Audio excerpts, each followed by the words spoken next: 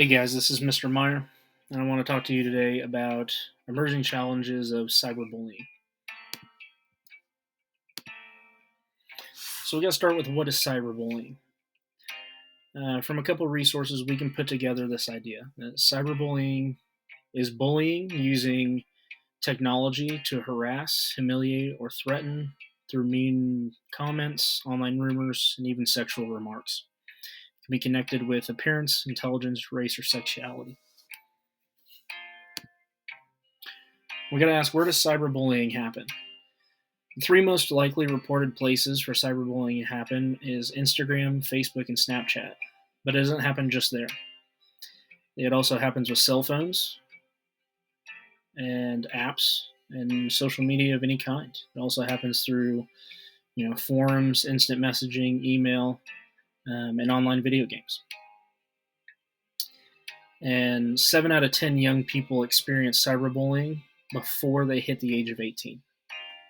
So cyberbullying is a real problem, and it can happen in a lot of places.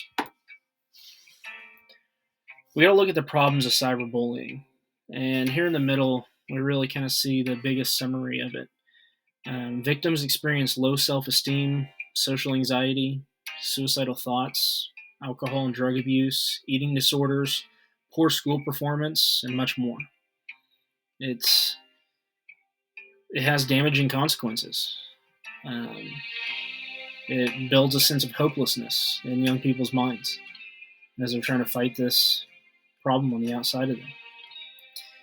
And it can be on a continuum. It can be an isolated, trivial event, or it can be serious and enduring torment. Cyberbullying is spreading around the world, and that's probably the biggest problem because it doesn't just impact us at school. It impacts us at home, or when we're traveling, or with family, or with friends, or without anybody. At USD 240 here at Bennington High School, we do have a policy on bullying and harassment. The Board of Education prohibits bullying on school property or during school events or in school vehicles or on school property. The plan shall include provisions for training and education of staff members and students and shall include appropriate community involvement as approved by the board. Students who have bullied others in violation of this policy may be subject to disciplinary action, up to and including suspension and expulsion. If appropriate, students who violate the bullying prohibition shall be reported to local law enforcement. We can look at our discipline matrix, and we find bullying in a level 3 as a level 3 infraction. And it starts with 3 to 5 days of after-hour detention, and it could wind up with out-of-school suspension. So what do you do if you see cyberbullying? You should never be a bystander. There's a couple options that you can immediately do, and you should immediately do. First is to report this to your school. If it's happening in or to someone at school, please report it to a staff member. You should talk to a trusted adult, whether it be a teacher, a counselor, a principal, or other trusted adult. Keep the evidence. If you see or are sent evidence of cyberbullying, screenshot it, save it. It's so much easier to sort these things out when there's proof. And lastly, you should tell them to stop. If you know the person, tell them directly to stop cyberbullying. Being silent does not help the situation.